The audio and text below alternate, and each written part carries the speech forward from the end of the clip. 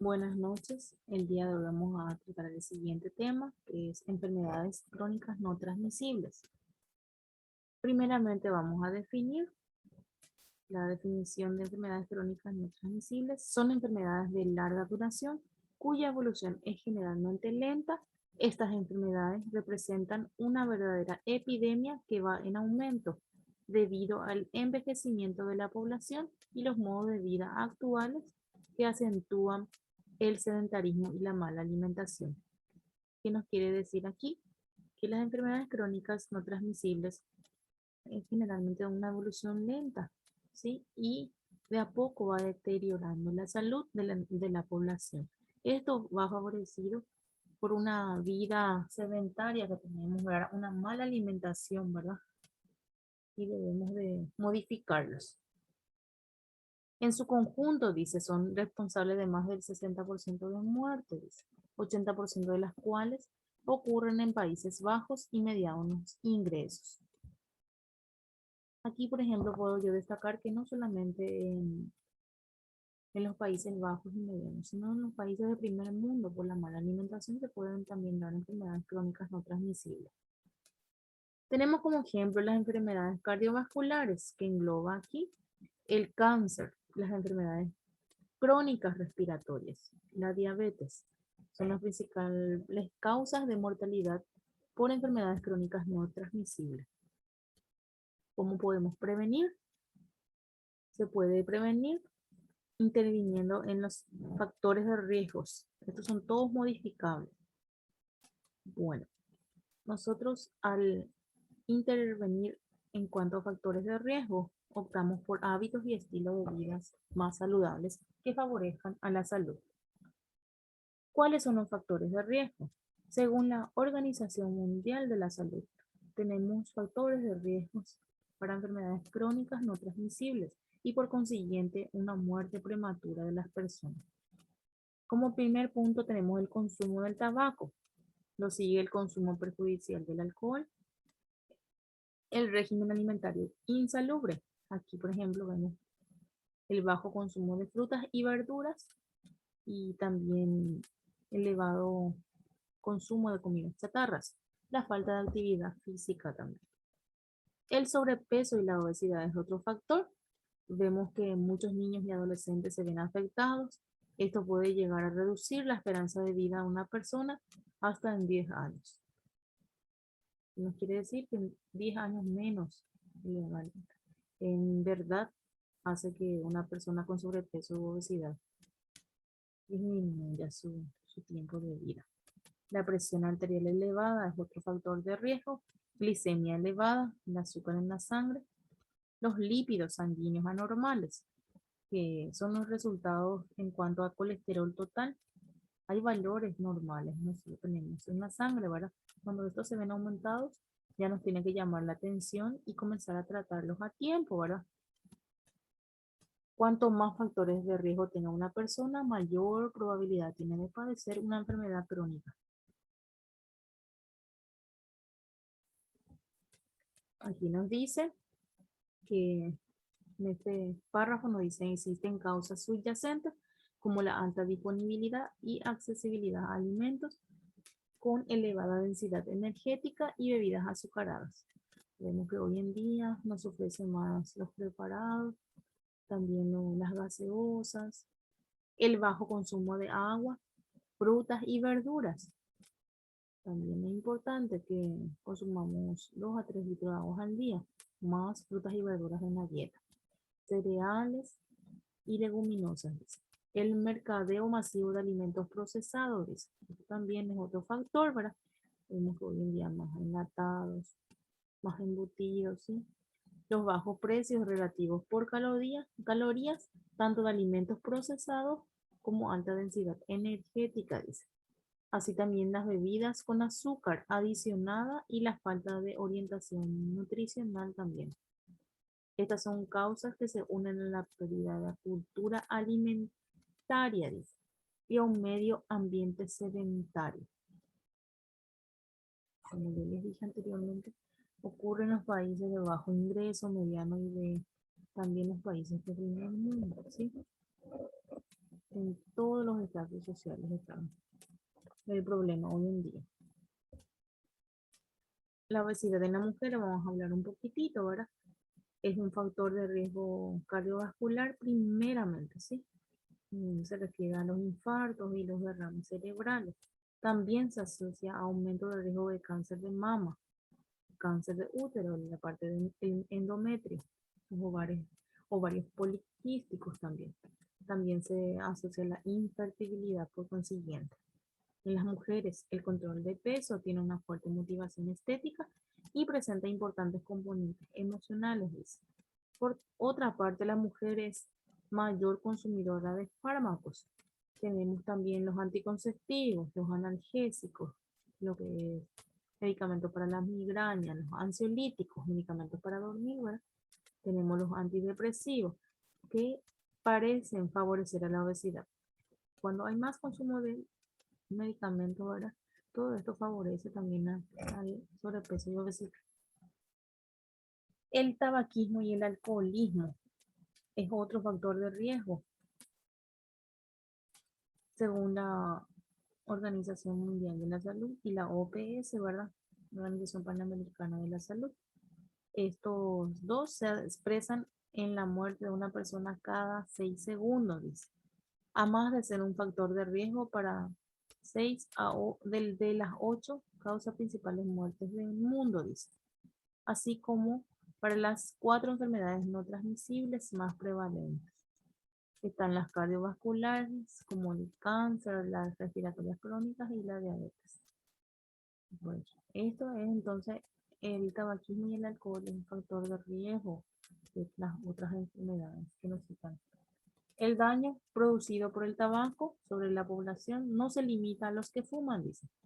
También afecta a su entorno y el de los fumadores pasivos. Bueno, es importante que sepamos, ¿verdad? Que no solamente el fumador es el que se ve perjudicado, ¿sí?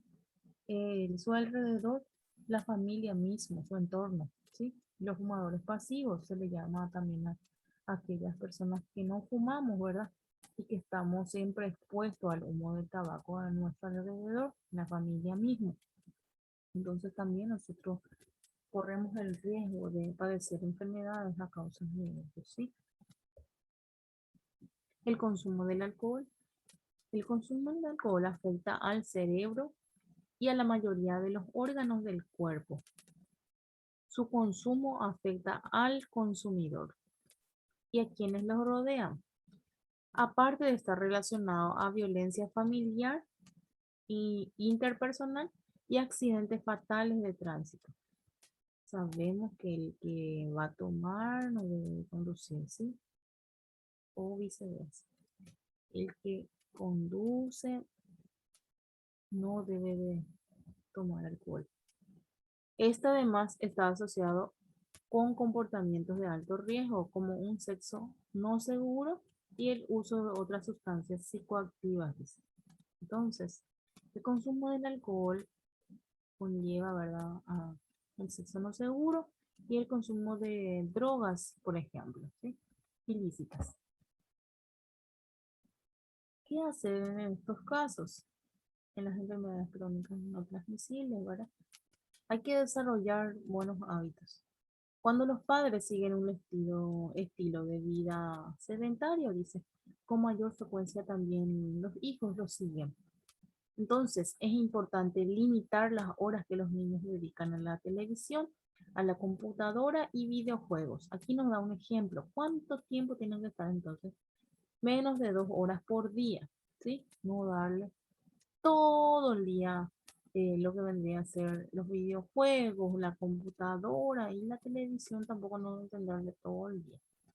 No fumar y limitar el consumo de alcohol. Actividad física, dicen, mínimo 30 minutos, 5 días a la semana. 30 minutos diarios mínimo hay que hacer. Una caminata es lo mínimo que podemos hacer. Tenemos también otros buenos hábitos como beber mucha agua a lo largo del día, 2 a 3 litros. Disminuir el consumo de alimentos con alto contenido en azúcar y favorecer el consumo de hidratos de carbono, como por ejemplo los cereales, frutas y verduras. Disminuir la cantidad de sal en la dieta. No omitir el desayuno. Dedicarle tiempo a la familia. Por favor, gente. El desayuno es lo más importante. Nos aporta el combustible para el cerebro, ¿sí? Lo primero que debemos de hacer es desayunar, no hay que pasar de desayuno. Hay gente que muchas veces solamente almuerza y no desayuna. Eso hace mal a nuestro cuerpo. Ya con el tiempo nos va a pasar la factura. Y hagamos un buen desayuno, gente, ¿sí? Un buen desayuno significa ausente de comidas chatarras. Evitar estar sin comer durante largas horas, dice. Hacer pequeñas meriendas con alimentos saludables, dice. Como por ejemplo tenemos el yogur y las frutas, ¿sí? Por favor, gente, respetar todas las comidas, ¿sí? Las 5 comidas que debemos realizar en el día. Entonces no pasarnos ninguna de ellas. Y hacer pequeñas meriendas, nos da como ejemplo las frutas. Ahí entre esas meriendas o las media mañana podemos consumir frutas o yogur.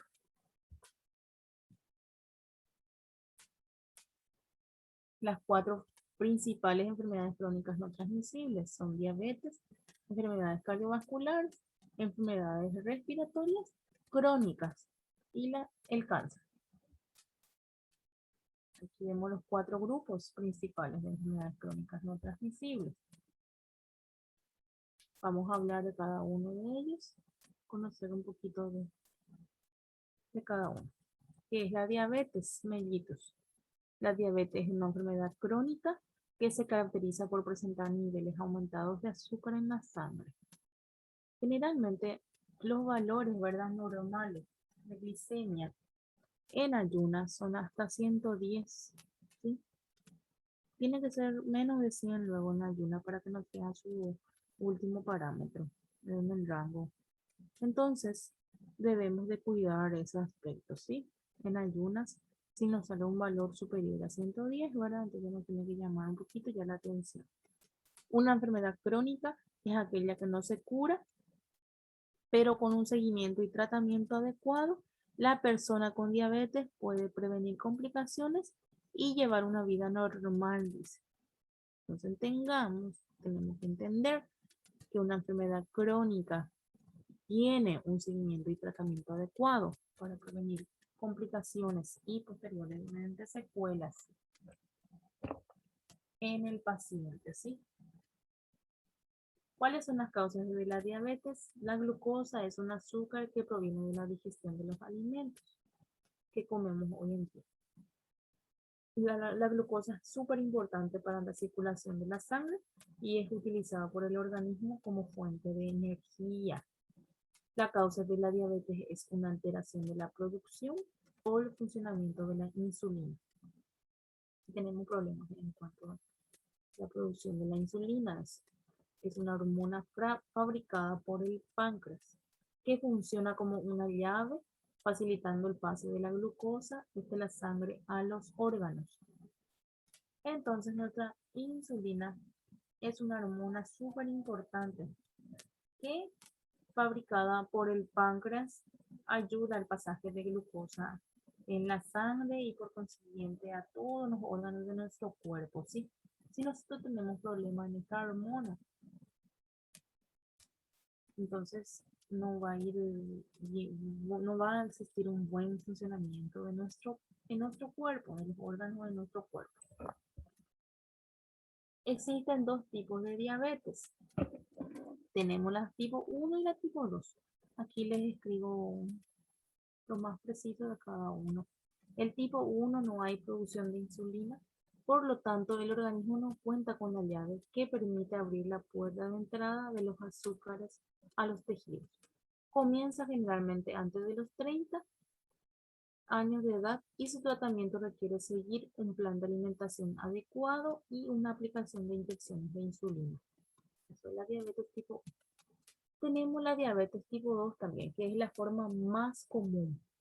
Si bien suele comenzar después de los 40 años, la enfermedad se observa en forma cada vez más frecuente en jóvenes y adolescentes. Este tipo de diabetes suele ser consecuencia de sobrepeso y obesidad, una mala alimentación y el sedentarismo. Si bien existe producción de insulina, pero esta misma actúa de forma inadecuada, dice. O sea que no es suficiente la producción de esta hormona en nuestro cuerpo. La llave entonces, por lo tanto, no encaja en la cerradura, de modo que el pasaje de la glucosa a los tejidos se ve dificultado. No hay buena producción de insulina, entonces no hay buen pasaje de glucosa en la sangre y por consiguiente en los órganos de nuestro cuerpo. Esto es importantísimo que sepamos. También las complicaciones de la diabetes, si no nos cuidamos, muchísimas complicaciones puede tener en nuestro cuerpo y la persona puede llegar a la muerte inclusive. En consecuencia, a través de cualquiera de los dos mecanismos, lo que es diabetes tipo 1 y tipo 2, la glucosa se acumula en la sangre y los órganos se quedan sin combustible, dice, para su funcionamiento.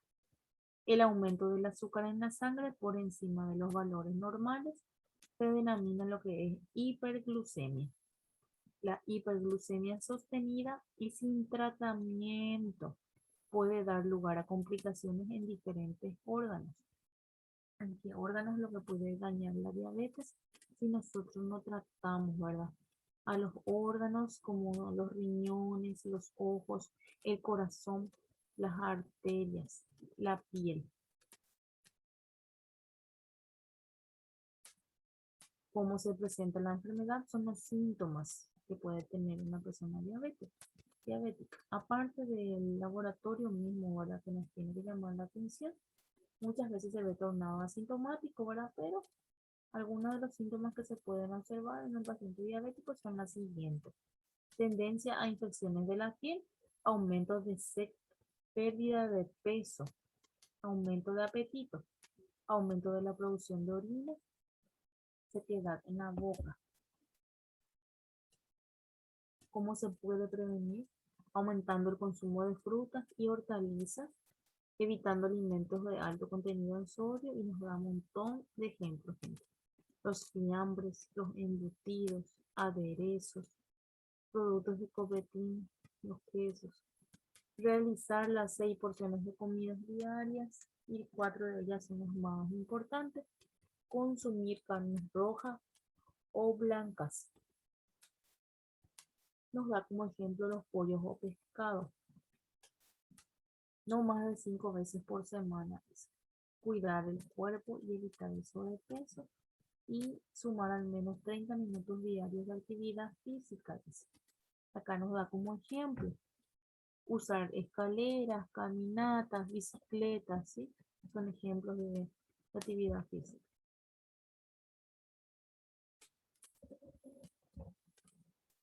El tratamiento de la diabetes se basa en 4 pilares. El número 1 es plan de alimentación saludable. Sí o sí necesita un paciente diabético pasar sí o sí por un nutricionista. Actividad física, tratamiento farmacológico en muchos casos, ¿verdad? Requiere sí o sí una medicación vía oral o inyecciones de insulina, dependiendo de qué tipo de diabetes tenga. Educación diabetológica también, sí o sí necesita conocer la enfermedad, las estrategias de cuidados cotidianos, ¿verdad? Por eso necesita un diabetólogo, ¿sí? Que le brinde esos conocimientos. Tenemos la enfermedad cardiovascular, ¿verdad? Las enfermedades cardiovasculares constituyen un conjunto de entidades que afectan el corazón y los vasos sanguíneos. Cuando afectan los vasos sanguíneos puede comprometer diferentes órganos, dice, como por ejemplo el cerebro. Están las enfermedades cerebrovasculares, el derrame cerebral, por ejemplo. Los miembros inferiores, riñones y el corazón.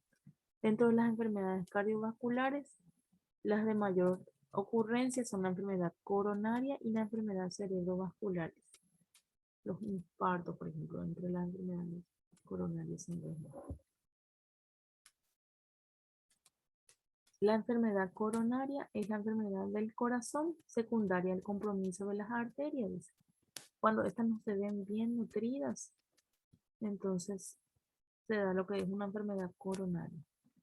Puede manifestarse como angina de pecho, una puntada en el pecho, ¿verdad? O en forma aguda como infarto de miocardio. Aquí nos da un ejemplo, ¿verdad? De enfermedad cardiovascular, el infarto de miocardio.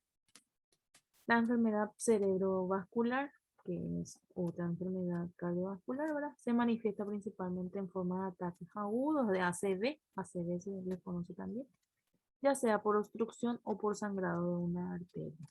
Tenemos dos tipos de ACV, dos tipos de derrame cerebral. Generalmente está el isquémico y el hemorrágico. El isquémico se produce generalmente porque hay una obstrucción nada más de lo que es el flujo de sangre en el cerebro. Se puede dar por unos trombos o por pequeños coágulos o taponamientos, ¿sí? En algunos, o émbolos se le conoce también en algunos casos. Los isquémicos son los menos graves y ocurren en la mayor parte de la población. Esto, si se lo tratamos a tiempo, ¿verdad? Podemos salvarle muchas veces a nuestro paciente, ¿verdad? Porque se trata con anticoagulante y otro tipo de tratamiento, ¿verdad? Oportunos. El hemorrágico es otro tipo de ACV, el segundo tipo de derrame cerebral. Súper grave es el hemorrágico porque se debe por la rotura de un vaso sanguíneo, puede ser una arteria o una vena, ¿sí?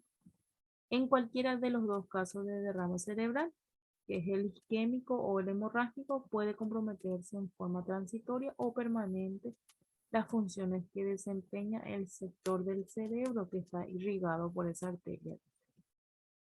Entonces, cualquiera de los dos tipos de ACV es igual muy peligroso, gente, y demanda también muchos gastos un paciente que sufre un derrame cerebral.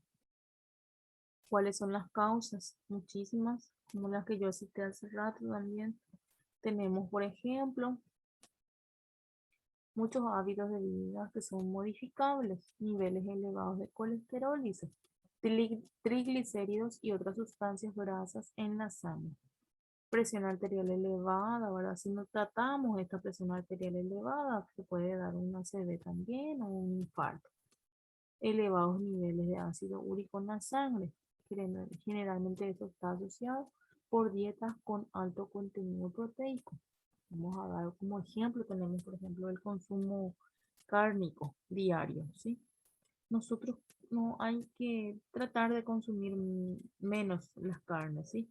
Hay gente que todos los días sí o sí debe consumir carne para, para poder alimentarse, dice, ¿verdad? Pero sabemos que eso no es bueno. Hay que intercalar las carnes con las legumbres o otro tipo de, también los pollos, los pescados, podemos intercalarlos. Que no todos los días sea el consumo de carne en nuestra dieta. Ciertos desórdenes metabólicos como la diabetes ahora favorece a las enfermedades coronarias. Obesidad, dice aquí también, el tabaquismo, el estrés crónico también puede causar enfermedades coronarias. Falta de ejercicio físico. ¿Cómo se puede prevenir? Dejar de fumar, evitar la exposición al humo de tabaco, reduzca el consumo de alimentos con alto contenido de grasas, azúcares y sal. Aumente el consumo de frutas y verduras. Sume 30 minutos diarios a la actividad física. Limite el consumo de alcohol.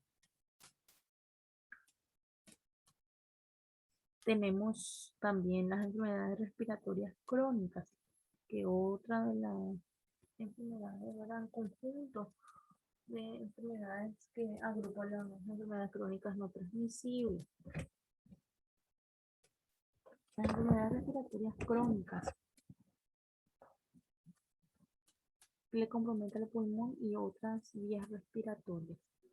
Tenemos como ejemplo dentro de ellas el asma, enfermedades pulmonares obstructivas crónicas, por sus siglas, engloba el EPOC, la rinitis alérgica, las enfermedades pulmonares de origen laboral y la hipertensión pulmonar. Entre los pacientes con EPOC generalmente se ven en aquellos fumadores. Según la OMS, ¿verdad? Se estima que muchos pacientes fallecen por asma y muchos también de ellos son por EPOC, que son las enfermedades pulmonares obstructivas crónicas. La misma fuente indica que mueren anualmente en el mundo alrededor de 4 millones de personas a causa de enfermedades respiratorias crónicas, dice. Y siendo la principal causa la EPOC, enfermedades pulmonares obstructivas crónicas. EPOC es una de las principales que le gana, que es pionera, ¿verdad?, en enfermedades respiratorias crónicas. ¿Cuáles son las causas? Fumar, número uno, nota. Contaminación del aire con espacios cerrados, por ejemplo, exposición pasiva al humo de tabaco. Fumar de vuelta. Contaminación ambiental, también la contaminación del ambiente. Exposición a alérgenos, inhalación de polvo y productos químicos en el medio laboral, antecedentes de asma y otros tipos de alergia ahora en la familia. ¿Cómo se presenta? Algunos síntomas que podemos ver en un paciente con enfermedad crónica, eh, enfermedad pulmonar, enfermedades respiratorias crónicas. Algunos síntomas son tos persistente, la falta de aire que tiene nuestro paciente, se le conoce como dificultad del aire y la disnea. Está también las secreciones respiratorias y la intensidad varía de una persona a otra y de acuerdo a la enfermedad en cuestión, su grado de severidad y el tiempo que tiene de evolución. ¿Cómo se puede prevenir? Número uno, no fumar y evitar la exposición pasiva al humo de tabaco. Por otro lado, debe tomarse medidas necesarias para proteger a los trabajadores de riesgo a exposición a polvo y productos químicos. Las personas que tienen síntomas persistentes de tos y silbidos, ¿verdad?, ronroneos en el pecho o falta de aire, deben de consultar al médico porque el tratamiento puede evitar que la enfermedad vaya progresando. Si no fuma, no inicie. Sabemos que es malo fumar, entonces no es necesario probarlo. Muchas veces cuando los jóvenes son lo que más se le tiene que andar detrás, porque muchos de ellos quieren experimentar nada más. ¿Cómo cuesta salir después de esto? Es un vicio muy feo. Si fuma, abandone definitivamente a tiempo. Proteja a los suyos, declare su casa y su automóvil libre de humo de tabaco. Finalmente tenemos lo que es el cáncer. El cáncer engloba también un grupo de enfermedades crónicas no transmisibles. El cáncer es un conjunto de enfermedades en las cuales el organismo produce un exceso de células malignas, conocidas como cancerígenas o cancerosas, con crecimiento más allá de los límites normales, dice. Estos invaden los tejidos sanos y se multiplican, ¿verdad? No todos los tumores son cancerosos. Pueden haber tumores benignos y tumores malignos. Cuando ya hablamos de tumor, nomás, tumores hay el maligno y el benigno, ¿sí? Los tumores benignos no son cancerosos. Muchos de ellos se pueden tratar nada más, extirpar, ¿verdad? Y en la mayoría de los casos no vuelven a aparecer. Las células de los tumores benignos no se diseminan a otras áreas del cuerpo, o sea, no es capaz de producir una metástasis como en los tumores malignos.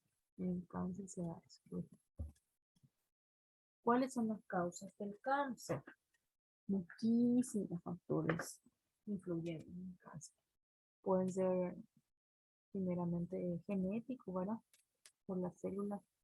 También pueden ser provocadas por agentes carcinógenos, como la radiación, dice, de productos químicos también que se utilizan en las industrias. El humo del tabaco, nos vuelve a decir, el tabaco es la principal causa, ¿verdad?, de cáncer y otras enfermedades, ¿sí? la contaminación en general y agentes infecciosos. ¿Cómo se diagnostican, verdad? Se puede diagnosticar. Si lo tratamos a tiempo, ¿verdad? Así lo tratamos a tiempo. Si nosotros lo diagnosticamos de manera temprana. La realización periódica de estudios en un paciente asintomático puede detectar precozmente el cáncer, dice. Muchos de ellos, si reciben un tratamiento oportuno, pueden modificar la evolución natural de la enfermedad, dice. Bueno, ¿qué nos quiere decir aquí? Que si nosotros a tiempo hacemos un diagnóstico, puede haber inclusive una curación, prolongar la vida y mejorar la calidad de vida de nuestro paciente que tiene cáncer, ¿sí? Evitar lo que es la presencia de metástasis y extensión de la enfermedad. En muchos casos, este es el caso de algunos tipos de cáncer, como por ejemplo dice el cáncer del cuello del útero, del mama y del colon. Dice. Las tres, por ejemplo, son las más graves y nosotros ni siquiera no tratamos. Puede invadir órganos vecinos, inclusive si nosotros no nos preocupamos por nuestra salud. Y eso es todo por hoy. Les dejo el refrán que es el cáncer es una enfermedad, no el fin de la vida es. Entonces, cuando hablamos nosotros de cáncer o sabemos, vemos que un paciente está en los primeros estadios de cáncer, hay que motivarlo, hay que darle mucha fuerza, ¿verdad? Hay que apoyarle a la persona, porque todo en esta vida tiene tratamiento, hasta eso, ¿sí? Y esto, por ejemplo, no tiene cura, ¿verdad? En muchos casos, ¿verdad? Es decir, lo realizamos el tratamiento oportuno en los estadios iniciales, muchos de ellos se curan, ¿verdad? Pero hay veces que no, ¿verdad? Y entonces tratamos de prolongar la vida de nuestro paciente y darle la mejor calidad de vida nomás en estos casos, ¿sí? Y darle mucha fuerza ahora, porque el tiempo que le quede de vida, entonces, tratar de que disfrute lo máximo con la familia y con aquellos seres queridos que le rodean. Todo por hoy. Así muy buenas noches a todos.